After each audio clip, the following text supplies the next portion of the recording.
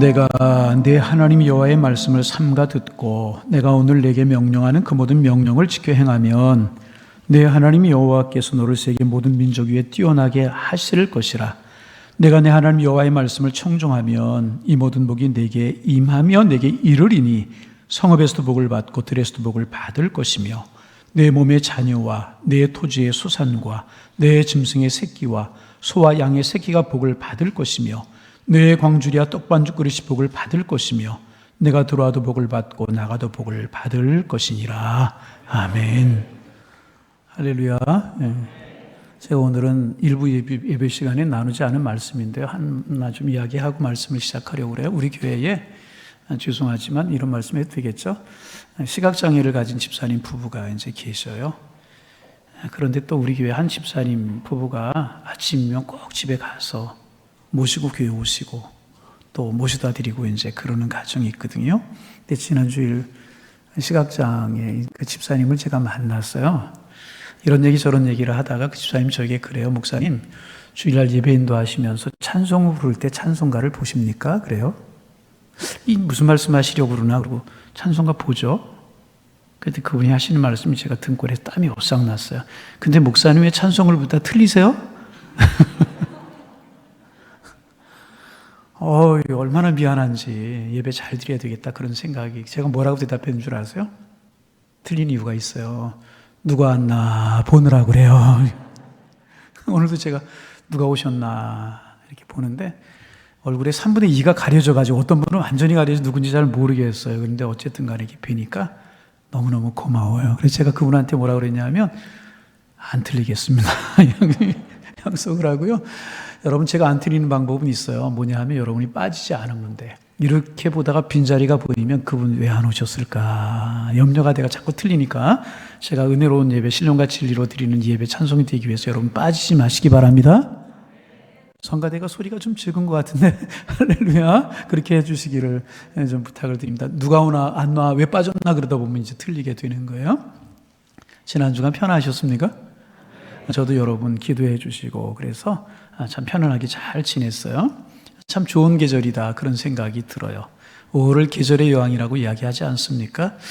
온 세상이 초록빛으로 덮이고 꽃들이 지천으로 피어 있어서 아름다움을 자랑해요. 그래서 활동하기도 참 좋은 계절이 5월이다 그런 생각이 들고, 또 감사한 것은 우리를 어렵게 만들었던 코로나 전국이 이제 지나가는 것 같아서 얼마나 감사한지. 우리 인간관계가 회복이 되고 삶의 정상적인 패턴이 회복이 되고 또 예배가 회복되는 것 같아서 여러 가지로 감사한 5월입니다. 여러분, 이 5월에 하나님께서 주시는 은혜와 평강 마음껏 누리며 살아가시는 우리 양일의 가족들이 다 되시기를 소망합니다. 그래서 이제 우리 이런 덕담하고 이런 이야기 하잖아요. 그래서 또 이제 만나면 안녕하십니까? 평안하셨습니까? 그렇게 인사를 하고 그래요. 근데 이제 좀 독특하게 인사를 하는 권사님이 한 분 계셨어요. 그분은 사람들을 만나면 뭐라고 인사하면 이렇게 인사를 해요. 부자 되세요. 그렇게 인사를 해요. 뭐라고요? 부자 되세요. 김 집사님, 이 집사님 부자 됐어요. 목사에게도 목사님 부자 됐어요. 속으로 목사가 어떻게 부자가 될까 그런 생각을 해보기도 이제 하긴 하지 그렇게 인사를 해요. 여러분, 이 인사 어떻게 생각하세요? 처음에 이제 그분 이야기 듣고 그냥 안녕하십니까, 평안하십니까 이렇게 인사하면 되고 주님 안에서 복 많이 받으세요 이렇게 인사하면 되지 부자 되세요 어떻게 그렇게 인사를 하나? 너무나 세속적인 인사 같다. 여러분 어떻게 생각하십니까? 저 처음에 그런 생각을 이제 좀 했어요. 그런데 가만히 생각하고 또 생각해 보니까 그 인사가 꼭 괜찮은 인사 같아요. 왜냐하면 이유가 있는데, 첫째는 뭐냐면 부자 되기 싫어하는 사람 없잖아요. 여러분 그렇잖아요. 부자 되기 싫어하는 사람 한 사람도 없잖아요. 또 얼마나 현실적이고 구체적이에요. 또 성경에 보면은요, 하나님께서 물질의 복을 주신다고 약속하셨어요. 그리고 그 복을 누리며 살아가는 사람들 많잖아요. 그래서 그 인사가 나쁜 인사가 아니라 괜찮은 인사다 하는 생각이 들었어요. 아마 권사님 마음은 그런 마음이셨겠죠. 하나님께 주시는 복을 많이 받으세요 라고 하는 표현을 부자 되세요 이렇게 표현하는 것이 아닌가 이제 그런 생각이 이제 들어요. 괜찮다 그런 인사가 이제 들었어요. 그래서 우리 한번 그런 인사 해볼까 하는 마음이 드는데 어떠세요? 괜찮을까요? 제가 부자 되세요 그럼 여러분도 여러분 옆에 있는 부자 되세요 여러분. 여러분 해보시라니까. 옆에 부자 되세요. 축복하는 거에 인색하면 안 되잖아요. 예. 그래서 여러분, 우리가 기억해야 될 사실이 있어요. 끊이지 않는 분들이 있어요. 부자 되라고 그러면. 우리가 꼭 기억해야 될 사실은 뭐냐 하면, 우리가 하나님의 복을 받고 싶어 하는 것은 결코 잘못된 것이 아니라는 거예요. 왜냐하면요, 하나님 우리에게 복을 주고 싶어 하시고요, 하나님은 복을 주시는 분이시기 때문에 그래요.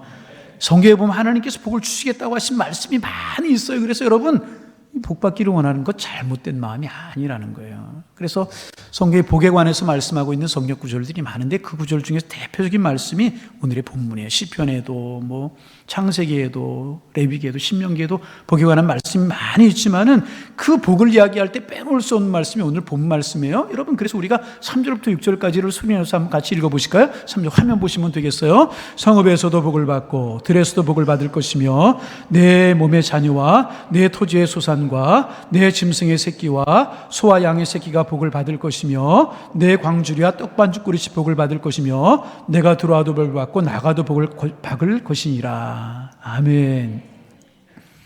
1절부터 6절까지 짧은 말씀이잖아요. 6절인데 무려 복이라고 하는 단어가 7번이나 나와요.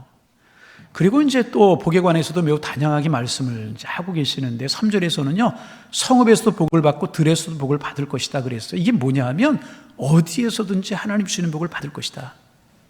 또 6절에 보면 들어와도 복을 받고 나가도 복을 받을 것이라고 말씀하신 이 말씀의 뜻이 뭔가 하면, 우리가 무엇을 하든지 어떤 일을 하든지 형통의 복을 주시겠다.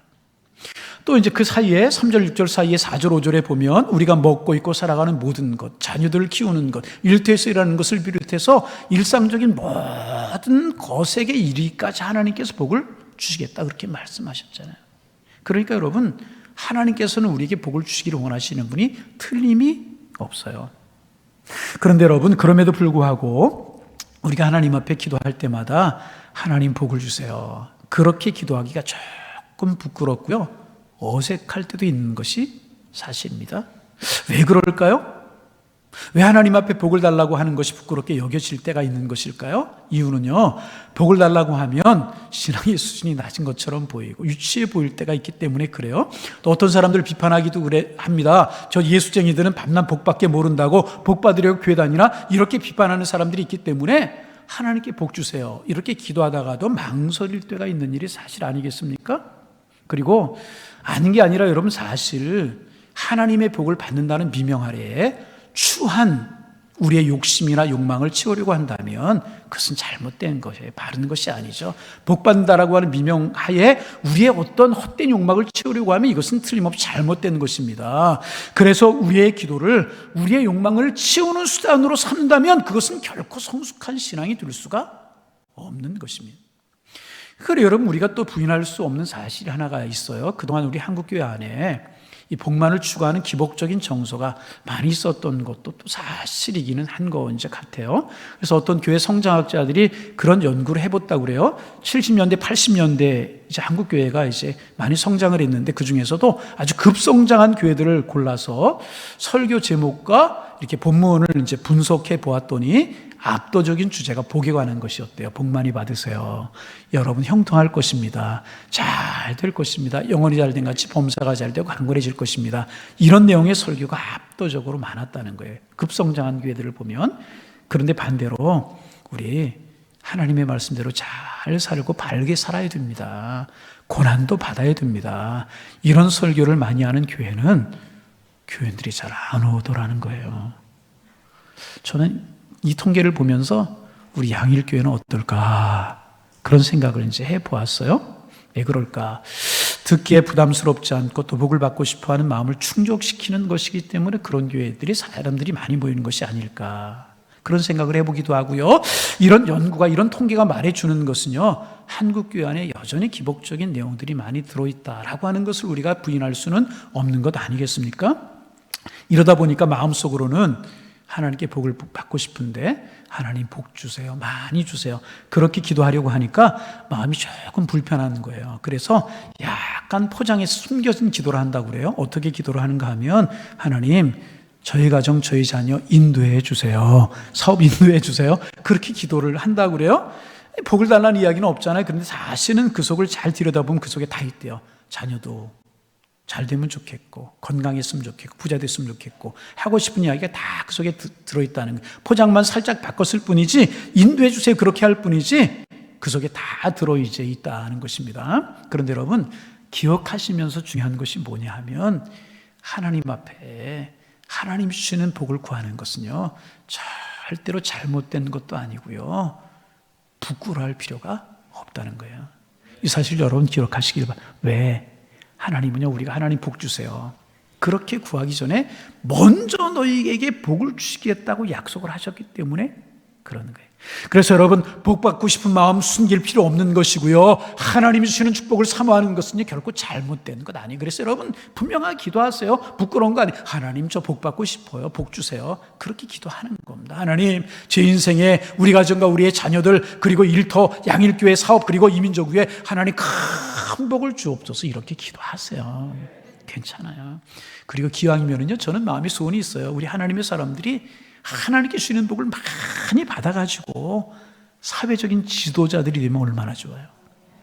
선한 영향력을 많이 가져서, 하나님께 복을 받아서 선한 영향력을 많이 가져서 이 대한민국을, 이 사회를 올바른 방향으로 이끌어 나갈 수만 있다면 얼마나 좋은 것이겠습니까? 그래서 여러분 모두가 하나님께 주시는 풍성한 복을 많이 받아 누리실 수 있기를 주님의 이름으로 축복합니다. 여러분 아멘 하셨어요? 저는 복을 받으시라고 기원했고, 여러분 아멘 하셨어요. 오늘 설교 여기서 끝. 그럼 얼마나 좋겠어요. 짧아도 좋고 마음이 후련해요, 그죠? 그런데 여러분, 이렇게 설교 끝내면 안 돼요. 이제부터 나누려고 하는 말씀이 정말 중요한 것. 왜 그런가? 중요한 말씀이 있어요. 그것은요, 우리의 신앙이, 우리의 추한 욕망이 14인 채로 기복적인 신앙으로 흘러가서는 안 된다는 거예요. 우리의 신앙이 부패하거나 타락해서는 안 된다는 거예요. 그래서 하나님께서는요, 우리의 신앙이 건강한 신앙, 바람직한 신앙이 되도록 하시기 위해서 하나님께서 저와 여러분을 위해서 안전장치를 마련해 놓으셨다는 거예요. 그게 여러분 뭔지 아세요? 오늘 보면 1절과 2절이에요. 1절, 2절은요, 우리 소리내어서 함께 읽어보시게. 1절, 2절 읽어봅니다. 내가 내 하나님 여호와의 말씀을 삼가 듣고 내가 오늘 내게 명령하는 그의 모든 명령을 지켜 행하면 내 하나님 여호와께서 너를 세계 모든 민족 위에 뛰어나게 하실 것이라. 내가 내 하나님 여호와의 말씀을 청종하면 모든 복이 내게 임하며 내게 이르리니. 아주 간단하죠. 요약하면 내가 너희들에게 하는 말씀을 너희들 잘 듣고 지켜라. 그리고 내 말 잘 듣고 지키고 순종하면 내가 너에게 복을 주겠다. 무조건 하나님께서 우리에게 복을 주신다 그렇게 이야기하지 아니하시고, 너희가 간구하는 대로 무조건 복을 주신다 그렇게 말씀하지 아니하셨어요. 복을 주시는 데는 분명한 조건이 있습니다. 그 조건이 무엇인가? 하나님의 말씀에 순종하는 것이라는 거예요. 무조건 복을 준다고 말씀하지 아니하셨어요. 우리 잘못 생각하면 안 돼. 하나님의 말씀에 순종한 복을 주시겠다 말씀하셨어요. 그래서 하나님께서요, 먼저 우리에게 말씀을 주신다는 거예요. 그 말씀을 잘 듣고 그것을 청한다 그러죠. 청하고 그 말씀을 지켜 순종하면, 종하면, 그래서 청종하면 그때 하나님께서 복을 주시겠다는 거예요.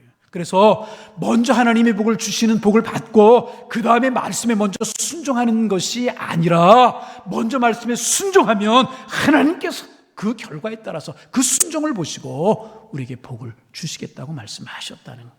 그러면 하나님께서 우리에게, 사랑하는 자녀인 우리에게 왜 그냥 복을 주시지 아니하시고 이런 앞에 순종이라고 하는 조건을 붙이셨을까? 다름이 아니라요, 우리가 하나님의 말씀을 따라 살려고 하면 내 생각을 내려놓아야 되기 때문에 그런 거예요. 하나님의 말씀을 따라 살려면은요, 나의 모든 욕망을 다 던져버려야 되기 때문에 그런 것입니다.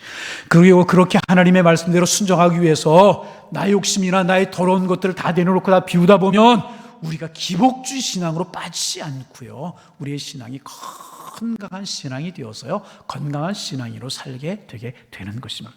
그리고 그렇게 우리가 건강한 신앙인으로 살게 되면은요, 하나님께서요, 우리에게 복을 주시게 되는 것이라는 거예요. 그래서 여러분, 조금 더 이야기를 하면은요, 하나님께서 우리에게 복을 주셔서요, 우리의 삶을 은혜로 꽉 채우시기를 원하셔요. 그런데 그렇게 채우시기 전에 우리에게 원하시는 것이 있어요. 무엇입니까? 비우기를 원하시는, 우리가 비우기를 원해요. 그래서 나의 말에 순종해라. 이 말씀은 우리의 생각과 욕심을 다 비워라. 너 채워지기를 원하느냐? 은혜 누리고 살기를 원하느냐? 복 받기를 원하느냐? 그러면 먼저 너를 비워라. 이렇게 하나님께서 요구하고 계시는 것이에요. 그래서 이 비움을 다른 말로 하면 내로놈이라고 표현할 수 있고요, 자기를 부인하는 것이라고 이야기할 수도 있고요, 혹은 그 과정에서 고난을 받는 것이라고도 표현할 수 있는 것입니다. 고난도 달게 받을 수 있는 사람이라고 하면 결코 기복주의 신앙으로, 싸구려 기복주의 신앙으로 떨어지지 않을 것이라는, 그 신앙이 건강한 신앙이 되고요, 그 신앙이 건강한 신앙이 되어 순종하는 신앙의 삶을 살아가면 하나님께서 우리에게 복을 주시는 것이고요, 그게 순서라는 것입니다. 성경에 보면은요, 이렇게 자기를 비우고 순종하고 난 후에 말씀에 순종해서 하나님의 복을 받은 인물들이 많이 있어요. 아브라함이 그랬죠. 요셉이 그랬죠. 많이 있잖아요. 얼마나. 솔로몬이 그랬고, 다니엘이 그랬고, 다윗이 그랬고, 많이 있잖아요. 그런데 여러분, 오늘 저는요, 그 많은 신앙의 인물들 중에서 대표적인 인물 한 사람으로 이삭을 좀 생각해 보려고 이제 그래요. 여러분, 이삭이 여러분 얼마나 큰 복을 받았는지 우리가 세일의 새벽 기도에도 나눠서 우리가 알지만, 다시 한번 좀 보면 창세기 26장 12절 13절에 이삭이 얼마나 큰 복을 받았는지 기록하고 있는데요, 화면에 나오는 것처럼요, 하나님께서 이삭에게 복 주셔서 100배나 되는 복을 얻었대요. 왕성하고 창대하여서 마침내 거부가 되었대요. 큰 복을 하나님이 주시는 거예요. 왕성하고 창대해서 정말 놀랍게 되는 복을 하나님께서 이삭에게 주셨다는 것입니다. 그러면 어떻게 이삭이 그런 복을 받게 되었습니까? 우리가 내용을 잘 알잖아요. 어느 날 이삭이 감당하기 힘든 시험을 만났어요. 그 시험이 무엇인가 하면 흉년을 만난, 큰 흉년을 만난. 여러분, 물과 목초지가 풍성해야 식솔들을 먹여 살릴 수가 있고, 목축업을 하는 이삭에게 양과 소떼를 잘 키울 수가 있는데 흉년이 돼서 물이 없는 거예요. 여러분, 심각한 문제가 아닐 수가, 살아갈 수가 없는 거예요. 이삭이 깊은 고민에 이제 빠졌습니다. 고민하다가 그가 내린 결론이 무엇인가 하면 애굽으로 내려가자 하는 것이 이제 결론이었습니다. 왜냐하면 나일강이 애굽에는 잘 발달을 해가지고요, 웬만한 가뭄이나 흉년을 만나도 이길 수 있는 곳이 애굽이에요. 그래서 애굽 흉년만 들면 근동 지역에 있는 사람들이 애굽으로 내려가는 거예요. 그래서 아브라함도 내려갔죠. 요셉 때 이삭도 내려갔죠. 야곱도 내려갔죠. 지금 이삭도 내려가려고 이제 하는 것입니다. 그래서 이제 애굽으로 내려가겠다, 그렇게 이삭이 결정을 했어요. 근데 여러분, 그 식솔들, 짐승들을 이끌고 애굽으로 내려가는 게 쉬웠겠습니까? 쉽지 않았을 거예요. 그래서 아마 오랫동안 시간을 두고 준비를 했을 것입니다. 드디어 이제 애굽으로 출발을 하게 이제 되었습니다. 출발해서 애굽으로 내려가는 거예요. 얼마 가지 않아서 그랄이라고 하는 땅에 이르게 되었습니다. 어디에? 그랄이라고 하는 땅에 이르게 되었는데, 그때 하나님께서 이삭을 찾아오셨어요. 그리고 이삭이 받아들이기에 정말 어려운 말씀 이삭에게 하셨어요. 그것이 뭔가? 너 지금 어디로 내려가? 애굽으로 내려가는데요, 너 애굽으로 내려가지 말고 이 땅 그랄에 살아. 하나님께서 이삭이 그렇게 말씀을 이제 하셨습니다. 이게 창세기 26장 2절 말씀입니다. 내가 네게 지시하는 땅에 거주하라. 그렇게 말씀을 이제 하셨어요. 여러분, 애굽으로 내려가야 날강이 있기 때문에 잘 살기 위해서가 아니라 식솔들 먹여 살리고 육축들 먹여 살리기 위해서 애굽으로 내려가려고 하는 건데, 하나님이 가지 말라고 하시는 거예요. 그 대신에 어디에 살라고 하느냐? 흉년이 돼서 바싹 말라가지고 소출이 나오지 않고 땅이 턱턱 갈라터진 이 땅에서 그냥 살라는 것입니다. 여러분, 어떻게 살 수 있어요? 비가 오지 않아서 초목이 말라버리고 초지도 없고 먹을 것도 없는 그 땅에서 어떻게 살아가려고 그 땅에 살라고 하나님 말씀하시냐, 그 말이에요. 이 말씀에 순종하기가 얼마나 어려웠겠습니까? 이 말씀에 순종하려고 하면은요, 소떼 포기해야 돼요. 양떼 포기해야 돼요. 잃어버릴 각오 다 해야 돼요. 무일푼으로 빈털터리가 되어도 좋다는 자기 비움이 없이는 절대로 순종할 수 없는 어려운 말씀이 이삭에게 주어졌다는 거예요. 그런데 여러분, 그때 이삭이 어떻게 했습니까? 하나님의 말씀 거부하고 애굽으로 나일강으로 내려갔나요? 그렇지 않아요. 이삭은요, 힘들고 어려운 말씀이었지만은 자기의 생각, 자기의 계획 다 내려놓고 모든 것 하나님 앞에 맡기고요, 하나님의 말씀에 그대로 순종했습니다. 하나님, 다 하나님 앞에 맡깁니다. 소떼 양떼 없어져도 괜찮습니다. 하나님께 모든 것 맡기고요, 제 계획, 제 생각 다 내려놓습니다. 제 계획, 제 판단, 제 계산 다 버리고 하나님만 믿고 따르겠습니다. 이렇게 이삭이 결단을 한 것이라. 그리고 여러분, 그 결과가 무엇이었습니까? 이삭이 굶어 죽었나요? 양떼소떼 잃어버렸나요? 식솔들 굶어 죽었나요? 손해 났나요? 빼앗겼나요? 그렇지 않잖아요. 그 척박한 땅, 먼지 풀풀 날리고 그런 땅에서 이삭이 농사를 지었더니 하나님께서 100배나 되는 복을 주셨다는 거예요. 그 땅에서 하나님 붙들고, 오직 하나님 붙들고 그 말씀에 순종하여서 농사를 지었더니 창대하고 거부가 되는 복을 하나님이 주셨다는 거예요. 이 복받아 누리시는 여러분 되시기를 주님의 이름으로 축원합니다. 그래서 여러분, 우리 알 수 있어야 돼요. 하나님께서 지키고 따르기 어려운 말씀 우리에게 주실 때가 있어요. 지키고 따르기 어려운 말씀 우리에게 주실 때 우리는 깨달을 수 있어야 되는 겁니다. 아, 하나님 이것을 통해서 또 다른 복을 나에게 주시려고 하시는구나. 이것을 깨달을 수 있어야 된다. 그러면 여러분, 아주 중요한 말씀, 이렇게 순종이 어려웠잖아요. 여러분, 그 생각해 보세요. 먼지 풀풀 날리고 소출 하나 없는 그 땅에서 하나님 말씀 따라 사는 게 쉬웠겠어요? 어려운 것이었다는 거예요. 그런데 이렇게 어려운 순종을 이삭은 도대체 어떻게 할 수가 있었는가? 오늘 우리가 나누려고 한 말씀의 핵심과 결론이 여기에 이제 있는 것입니다. 여러분, 이삭이 어떻게 이렇게 어려운 순종을 할 수가 있었습니까? 배웠다는 거예요. 배웠어요. 무엇을 배웠어요? 순종이 무엇인지, 그리고 순종하는 사람에게 하나님께서 어떻게 복을 주시는지 이삭에게 똑똑히 보여주고 가르쳐준 순종의 스승이 이삭에게 있었다는 거예요. 여러분, 그 순종의 스승이 누구였을까요? 다름 아닌 이삭의 아버지 아브라함이었다네. 여러분, 이삭의 아버지 아브라함은요, 아들 이삭에게 순종의 좋은 모델이 축복의 좋은 모델이 되었다는 거예요. 우리 다시 한번 아브라함 이야기 좀 해볼까요? 어느 날 하나님께서 아브라함을 부르셨어요. 아브라함아, 내 아들 독자 이삭 있지? 그 아들 나에게 제물로 드려라. 얼마나 놀라운 일이에요. 주시나 말지 또 달라는 거예요. 그것도 번제물로 불을 태워 드리라는 거예요. 아브라함이 얼마나 마음이 아프고 놀랬겠습니까? 아브라함 아무 이야기하지 않고 이삭을 불러서 말합니다. 이삭, 내일 아침 먼 길을 떠나야 되니까 준비하거라. 그래서 준비를 해서 아침 일찍 아버지를 따라서 이삭과 아브라함이 나섰어요. 그리고 사흘 길을 걸어서 모리아산에 도착해서 우리가 잘 아는 내용이잖아요. 산 위에 올라갔어요. 모리산 꼭대기에. 그때 아버지가 갑자기 돌변을 하는 거예요. 그러니 자기를 꽁꽁 묶는 거예요. 제단 위에 자기를 올려놓는 거예요. 그리고 아버지 품에서 칼을 빼내더니 자기를 찌르려고 하는 거예요. 여러분, 이삭이 얼마나 놀랬겠어요. 얼마나 큰 충격을 받았겠습니까? 아버지가 나를 꽁꽁 묶어 제단에 올려놓고 나를 죽이려고 해? 얼마나 충격이고 놀랬겠습니까? 그런데 여러분, 바로 그 순간에요, 하나님의 음성이 들려왔어요. 어떤 음성인지 창세기 22장 16절에서 18절까지의 말씀이죠. 제가 읽어요. 이르되 여호와께서 이르시되 내가 나를 가리켜 맹세하노니 내가 이같이 행하여 내 아들 내 독자도 아끼지 아니하였은즉 내가 내게 큰 복을 주고 내 씨가 크게 번성하여 하늘의 별과 같고 바닷가의 모래 같게 하리니 내 씨가 그 대적의 성문을 차지하리니 또 내 씨로 말미암아 천하 만민이 복을 받으리니 이는 내가 나의 말을 순종하였음이라 하셨다 하니라. 할렐루야. 아브라함이 칼을 빼어서 이삭을 찌르려고 하고 이삭은 충격에 휩싸여서 두려워하지 않았겠어요? 그때 하나님의 음성이 들렸어요. 아브라함, 내 아들 이삭이 손대지 마. 내가 나를 사랑한 줄 내가 알았어. 내게 복을 줄 거야. 내 아들 독자도 아끼지 아니하였으니까 내가 너를 복을 줄 거야. 자녀 하늘의 별 바다의 모래처럼 많게 할 거야. 천하 만민이 복을 너로 말미암아 받게 할 거야. 이삭에게 손대지 마.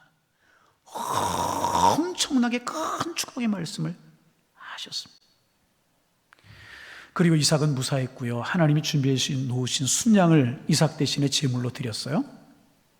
그리고 아들의 손을 잡고 다시 살 길을 뒤집어서 돌아오게 되었습니다. 아브라함과 이삭이 다시 돌아와요. 그 모습 생각해 보세요. 돌아오면서 아버지 아브라함, 아들 이삭에게 무슨 이야기 해 주었겠습니까?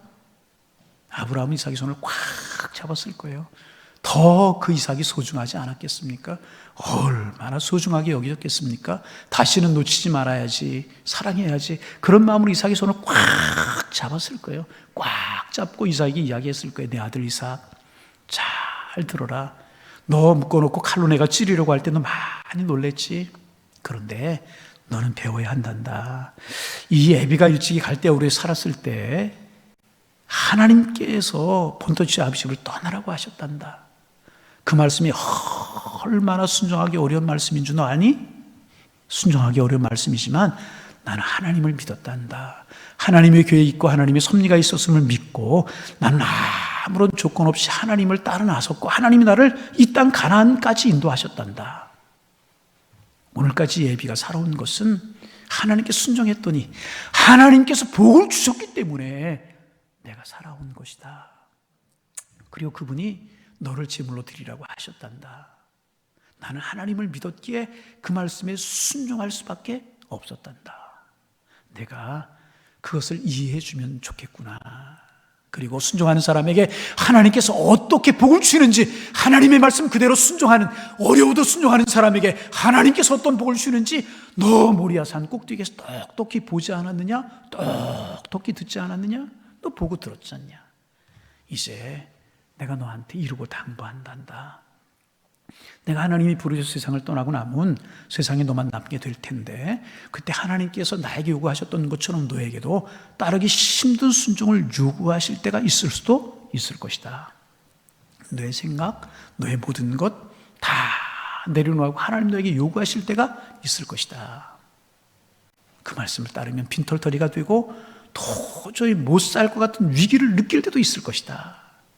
그러나 내 사랑하는 아들 이삭, 그때에 너는 순종해야 되는 것이다. 하나님의 말씀에 순종해야 된다. 힘들고 어려워도 너는 순종해야 된다. 그러면 하나님께서 너의 삶을 책임져 주시고 너를 축복하실 것이다. 순종하면 반드시 나를 축복하셔도 하나님 너를 축복하실 것이다. 이삭의 손을 꽉 붙들고 오면서 아브라함이 이런 이야기 이삭이 해주지 않았겠습니까? 그래서 여러분, 모리아산 사건으로 인해서 아브라함은요 자녀 교육에 성공하게 되는 거예요.